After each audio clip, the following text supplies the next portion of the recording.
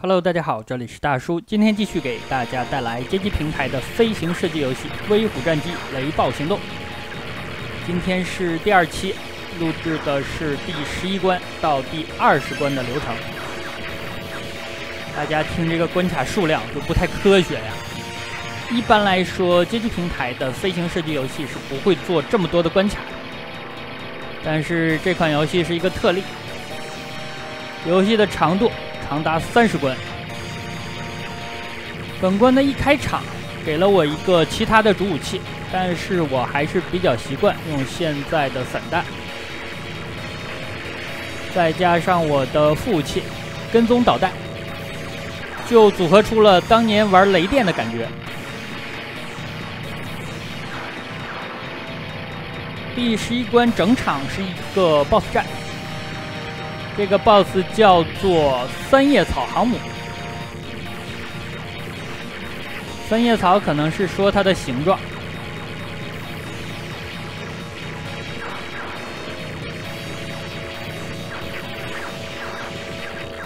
但是我觉得现实当中的各种舰艇是不会做成这种形状的，不太符合动力学的原理。另外，被打击的面积也比较广。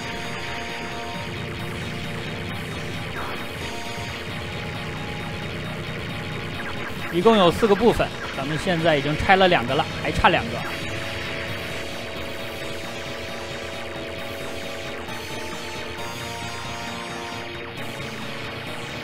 刚才炮台上的激光，咱们的吊舱是挡不住的。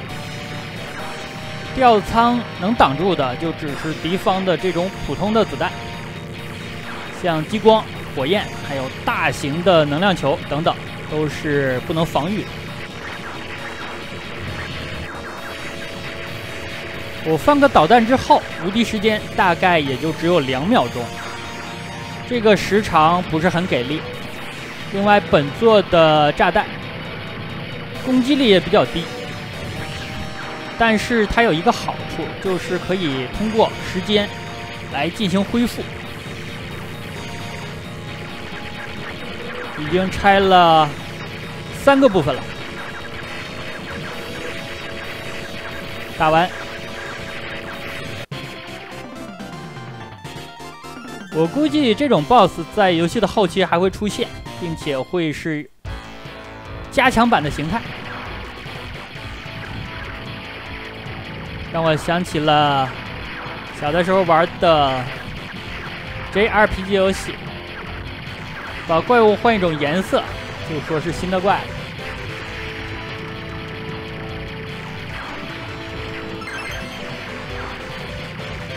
咱们捡到道具之后，也会获得一个短暂的无敌，感觉无敌时间和放一个炸弹也差不多了。本关有一个特别的地方，就是战场的部分，旁边是有墙壁的，阻挡咱们前进。在场景当中加入阻挡玩家飞行轨迹的障碍物，让我想起了沙罗曼蛇。但是一般来说，在街机平台的飞行射击游戏是很少有这种障碍。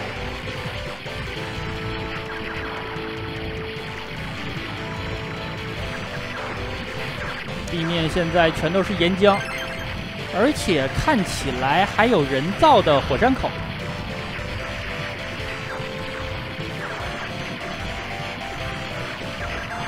有些火山口里边应该是有隐藏的加分的。这款游戏高手玩肯定是要追求最高分数的，但是对咱们普通玩家来说，一个币能玩得更久才是最重要的。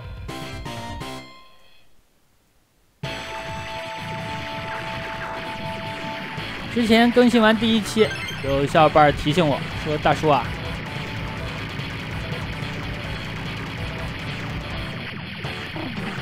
如果你在前几关不捡吊舱这个道具的话，那过关的时候会获得额外的分数。所以说高手打高分的话，肯定会采取这种方式，甚至我觉得他们全场都不会捡吊仓这种道具。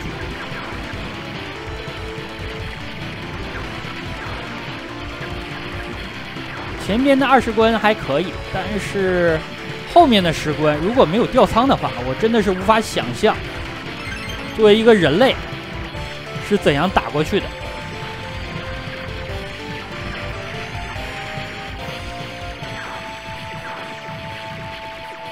吊仓是有2种方式的，一种是放在飞机的前方，就是我现在这样，比较适合新手；还有一种是智能式，2个吊仓会围着你旋转，并且自动的追踪射下你的子弹。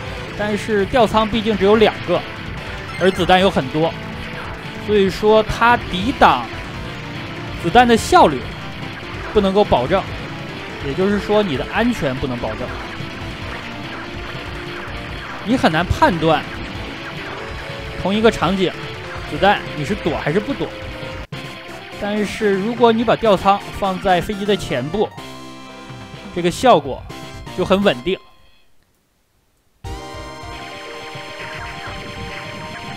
刚才过关的时候，我晃动了一下摇杆，据说这样可以快速的积攒你的炸弹槽。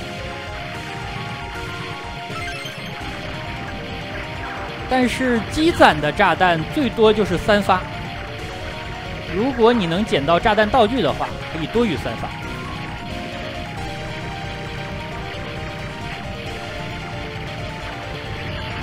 游戏目前只是中期，但是大家看对面子弹的密度就已经很夸张了。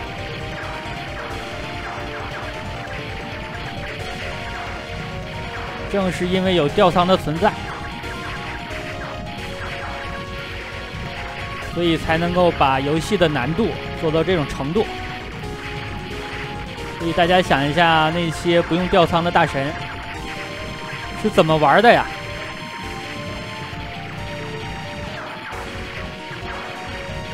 捡到一个道具可以无敌大概2秒。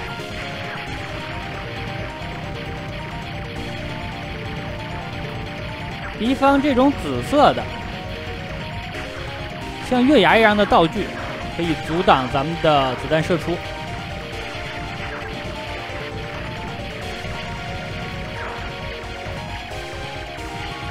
反向的保护罩，后边上飞机是最讨厌的。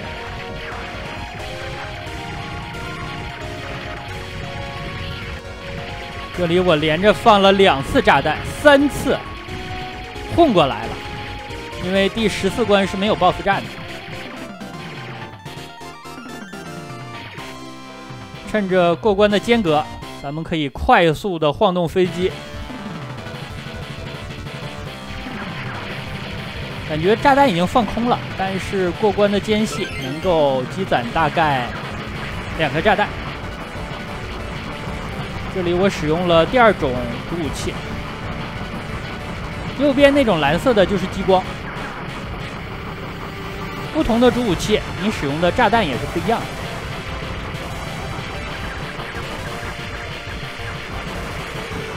但是感觉3种主武器的炸弹威力都一般。第15关是一场 BOSS 战，这个 BOSS 叫做钢铁傀儡，其实就是一辆武装列车，上边的炮台很多，还有一门主炮。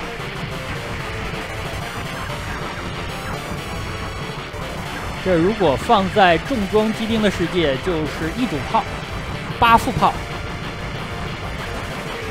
8副炮不大可能呀，因为重装里边我记得4代最多是开6血。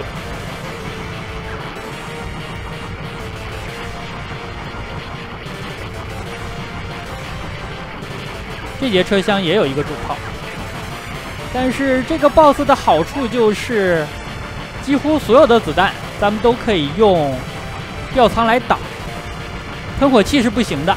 不过这个喷火器喷的都是十字形的火焰，所以说也好处理。感觉第15关虽然是一场 BOSS 战，但是给玩家的压力不是很大。车头的部分是比较难的，大家注意中间它2个齿轮的部分，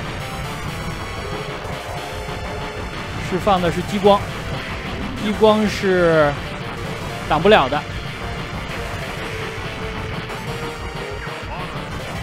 现在4个炸弹了，然后打它应该是比较简单，躲不开了咱们就放。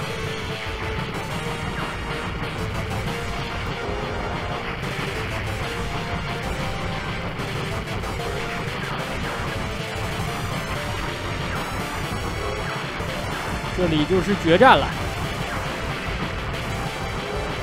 ，2个原来齿轮的部分变成了炮台，但这个炮台是比较难处理的，因为列车一会儿它会走下来，离咱们比较近，这样的话你的吊舱就挡不住子弹了。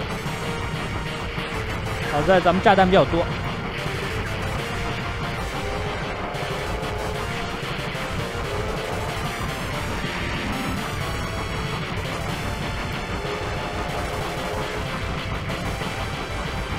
应该是快打完了。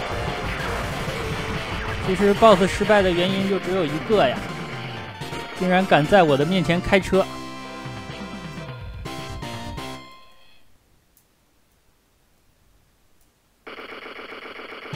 过关之后，我的炸弹恢复成了3个。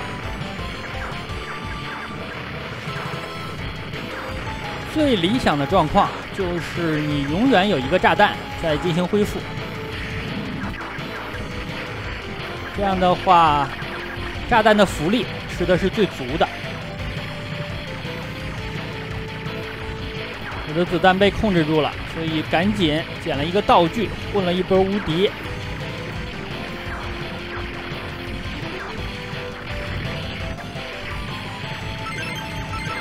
主武器我又换回了散弹。之前也提到了，这种方式比较适合单人，因为武器的盲区小一点。刚才版面上竟然有一个蜘蛛战车，它是第1关的 BOSS， 又来了一辆。大家不要小看这个家伙，它是封面怪。如果大家玩怪物猎人的话，就应该知道每一座的封面怪对于本作意味着什么。招牌呀，这里可以溜一下边儿。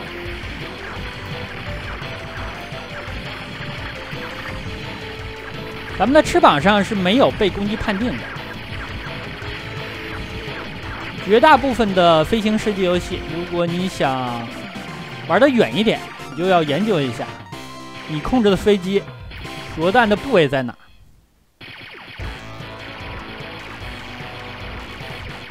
敌方的弹幕越密集，这一点越重要。大家想一下怒首领风系列，着弹面积只有驾驶舱那一点，但即便如此，那款游戏也不是咱们这些普通玩家能够玩的呀，太难了，真的是弹幕游戏，子弹像幕布一样洒下来。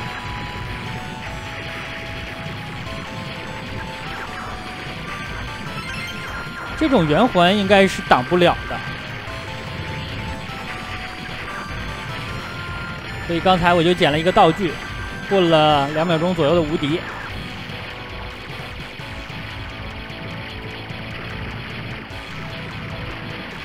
后面的关卡我是有印象的，19关有一场 BOSS 战，第20关几乎就是一个奖励的关卡，给的都是道具。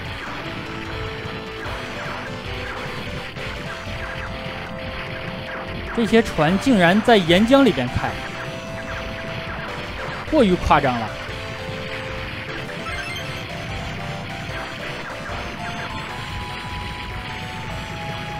我的跟踪导弹告诉我，刚才那个人造的火山口里边有道具。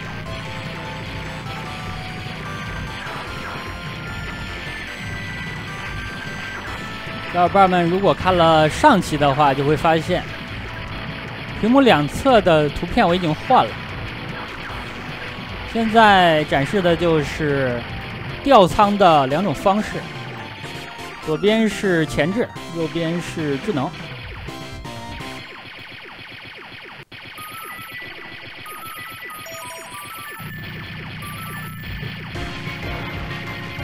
18关，目前游戏整体的进度到了60%。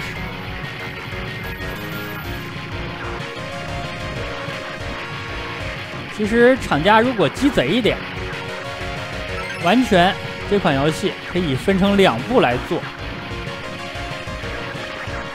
，1代和2代，发售2次。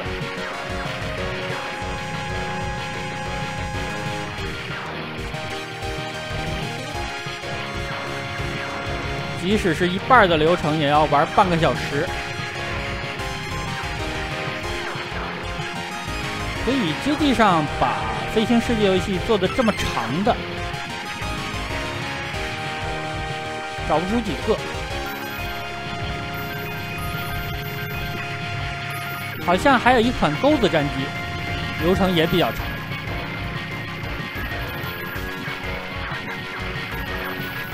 我这里是把水坝拆掉了，所以到底哪边是正义的一方啊？因为在剧情上，咱们现在对抗的都是被母脑德尔塔7代控制的机器，他们想灭亡人类，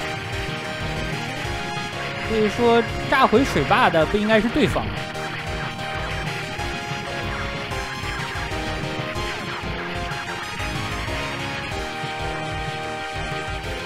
18关也是没有 BOSS 战的，下一关就有。第19关的 BOSS 叫血鹰，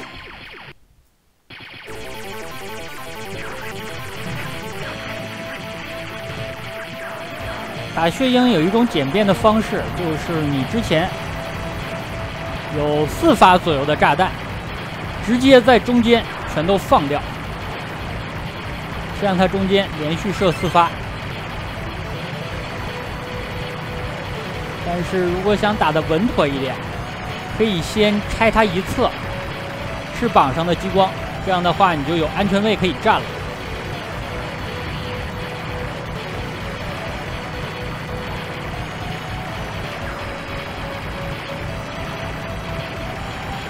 它最难的地方就是在翅膀展开的时候突然发射的激光。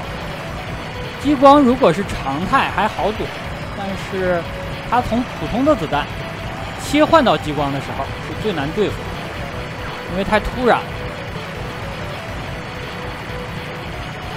现在它的右边翅膀这里就有安全位了，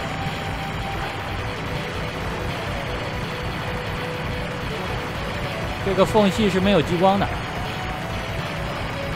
但是它的弱点是在中间，如果想要打爆它的话，咱们还要找机会。我现在有炸弹，可以在中间射它一发。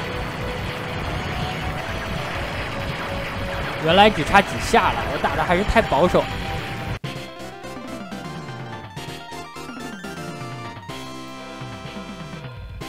这样第20关咱们可以捡一点道具，恢复一下。左边有一个隐藏，咱们能够打出来一只小鸭子。这个小鸭子你不断打它的话，它还会切换成其他的道具。最后呢是切换成了魔比君，捡到的话是一个清屏的效果。那好吧，20关也过了，本期时间也差不多，就先给大家录制到这里，感谢大家收看，咱们下期再见。